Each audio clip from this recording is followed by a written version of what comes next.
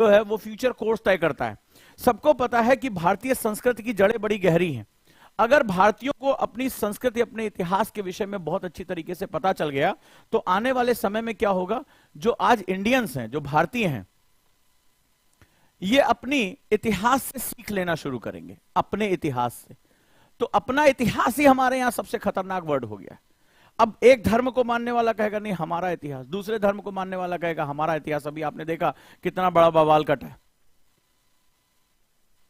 क्यों? क्योंकि ये कहीं और से रखा गया है।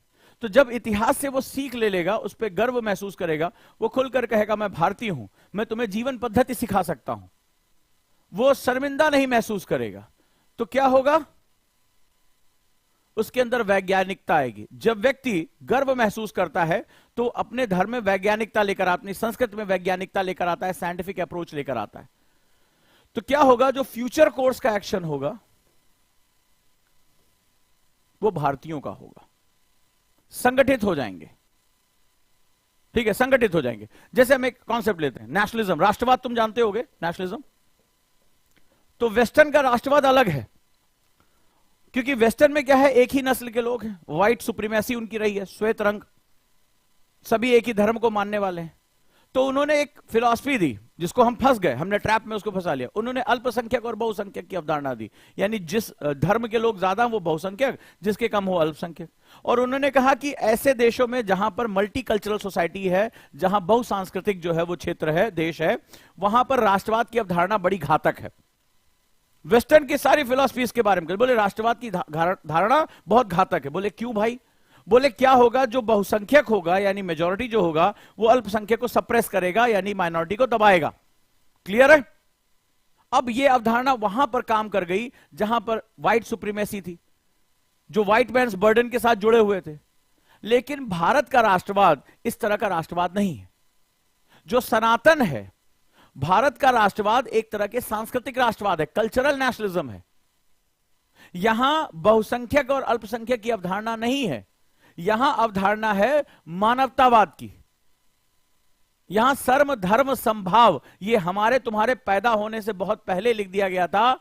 जब ये वेस्टर्न का ये जो है नेशनलिज्म जो नहीं आया था, तब भी ये लिख दिया गया था सर्व धर्म संभाव, कि हम सभी धर्मों को समभाव के रूप में देखते हैं। रिलीजन वर्ड हम नहीं यूज करते। तुम्हारी पूजा पद्धतियों को तुम्हारा व्यक्तिगत मसला है और राष्ट्र सर्वोपरि है। लेकिन हमारा राष्ट्रवाद मेजॉरिटी और माइनॉरिटी का राष्ट्रवाद नहीं है। हमारा एक रेस या एक धर्म का राष्ट्रवाद नहीं, हम सांस्कृतिक राष्ट्रवाद वाले देश। और भारत के नजरिए को समझने के लिए तुम्हें भारतीय होना पड़ेगा। तुम पश्चिम के चश्मे से बैठकर, मैकाले के चश्मे से बैठकर भारतीय इतिहास को देखने की गलती कर रहे हो, तुम भारत को समझ ही नहीं पाओगे। तो जैसे ही वेस्टर्न, चूंकि सारे तो वही अंग्रेजी छाटने वाले हैं, वेस्टर्न को देखने वाले हैं, तो जैसे ही वो उसको देखना शुरू करते हैं वेस्टर्न नेशनलिज्म को, अरे उनको भारत गलत नजर आता, तौबा तौबा होनी शुरू हो जाती है। अरे ये सरकार आ रही है, ये तो इसको दबा देगी, उसको दबा देगी, भारत में विभाजन कर देगी। वो वही बोलने लगते हैं जो उनके आका बैठ के बुलवाना चाहते हैं उनसे, क्योंकि भारत का राष्ट्रवाद ही अलग है। भारत कहता है कि धर्म और पंथ मेरे लिए अलग अलग चीजें हैं। पंथ तुम्हारा व्यक्तिगत मामला है, और धर्म तो यहां राजा का भी है, प्रजा का भी है, शिक्षक का भी है, विद्यार्थी का भी है, माता का भी है और बालक का भी है। हमारे धर्म है। धर्म का मतलब हमारे लिए वो सुचितापूर्ण, वो नैतिकता के नियम है जो हमारे जीवन को उन्नत करते हैं। और जब समाज में हर व्यक्ति अपने जीवन को उन्नत बनाने के लिए काम करना लगेगा, मोरालिटी के साथ, नैतिकता के साथ काम करना शुरू कर देगा, तो तुम्हें क्यों बड़े बड़े कानूनों की आवश्यकता पड़ेगी?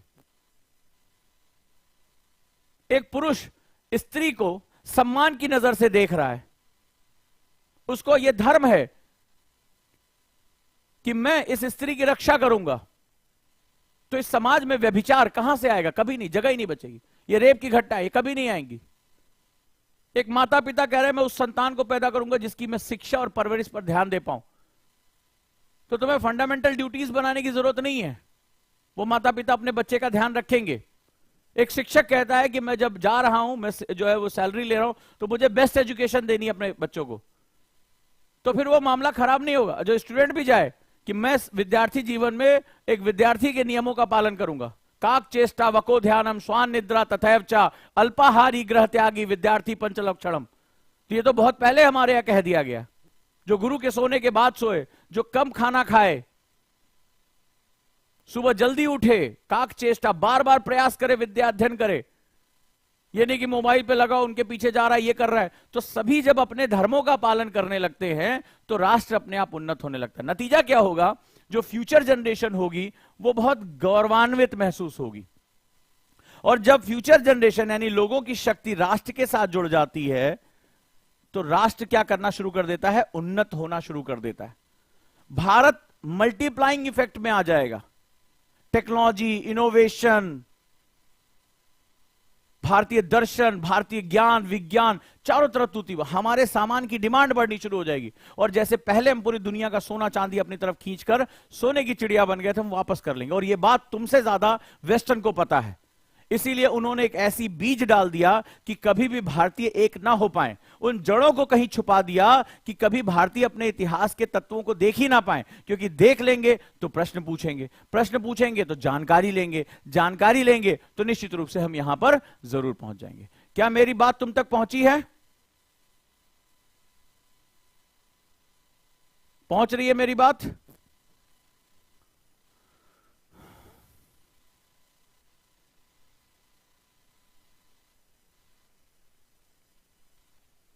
अब दूसरे हिस्से पर आते हैं।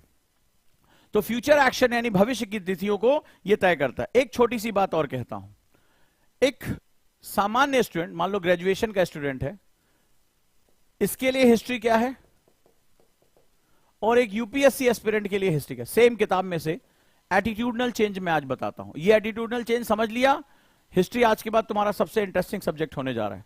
तो यूपीएससी स्टूडेंट के लिए हिस्ट्री क्या है ये समझ लो। एक्चुअली में क्या है, यहां पर जो मकसद है, ग्रेजुएशन स्टूडेंट बीए कर रहे हो या एमए कर रहे हो, तो यहां पर जो तुम्हारा एक पर्पस है वो सिर्फ इतिहास को जानना है। क्या है? जानना है। और जानने के लिए मेरे पास फैक्ट्स का होना जरूरी है। तो इसी, जैसे कई बार अभी मैंने इतिहास पढ़ाया 99 के बैच में, तो कई बच्चों ने कहा सर वो सन कब लिखाएंगे, फलाना चीज कब लिखाएंगे, ठीक है। लेकिन यूपीएससी में थोड़ा एटीट्यूडनल चेंज है। आप यहां क्या बनने जा रहे हो, आप एक एडमिनिस्ट्रेटिव ऑफिसर, अधिकारी बनने जा रहे हो। अधिकारी के रूप में आपको क्या काम करना होगा, आपको अपनी जो ज्ञान है, अपने जो नॉलेज है, उसको सोसाइटी में अप्लाई भी करना होगा। आपकी प्रयोगशाला जो है वो आपकी सोसाइटी है, अप्लाई करना होगा, यानी उसको अनुप्रयोग में लेकर आना होगा। यानी सिर्फ जानने भर से काम नहीं होगा, उसके अनुप्रयोग के तत्व भी जानने होंगे। इतिहास, तुमने कभी सोचा कि आईएएस ऑफिसर को इतिहास क्यों पढ़ाया जाता? चलो तुम सारे के सारे आज मुझे जवाब दो कि यूपीएससी में जैसे आपको ब्यूरोक्रेसी में, प्रेजेंट कॉन्टेक्स्ट में काम करना है, तो आपको इतिहास क्यों पढ़ाया जा रहा है? मुझे आप एक अंदाजा लगाओ कि यूपीएससी जैसी संस्था